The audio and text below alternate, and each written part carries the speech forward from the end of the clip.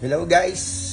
Subukan ko lang mag-share kung ano pa paano check ng power supply ng computer na hindi nakakabit doon sa mismong system unit. Meron na akong upload video na ito, yung una kong upload kaso parang medyo mahaba yung video yung ginawa ko, pero kung tutusin lang naman mga kaibigan, ito yung mga pinaka simple na paraan kung paano mag-check ng power supply ng computer. Ganito lang kasimple mga kaibigan.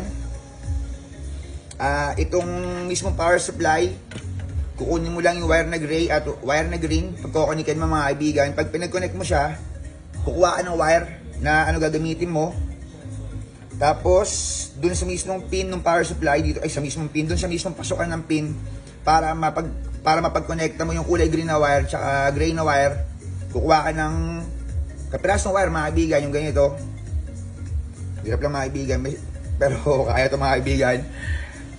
Ito yung pinakasimpleng paraan mga kaibigan, ulitin ko lang para kasi nga yung unang video, para masyadong pinahaba yun dahil nga hindi ko alam kung ba't ba humaba yun to, hindi ko naman may kabit to. Bawasan ko na mga kaibigan kung kailangan mapag-connecta lang sa may